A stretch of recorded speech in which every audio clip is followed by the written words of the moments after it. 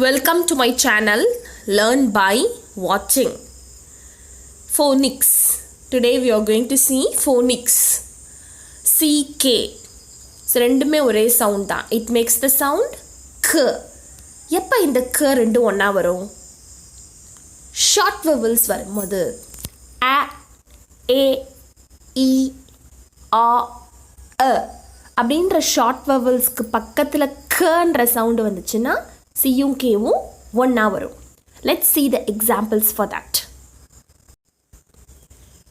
ch, e, k, chick. ch, e, k, chick. t, e, k, tick. p, e, k, pick.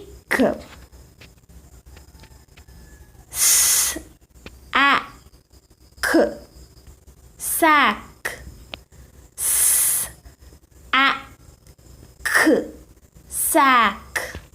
இங்க short vowel a. p, a, k, peck. p, a, k, peck. Here the short vowel a. w, e, k, wick. w, e, k, wick. Here the short vowel e. Next word l, a, k, lock. l, a, k, lock. Here the short vowel a.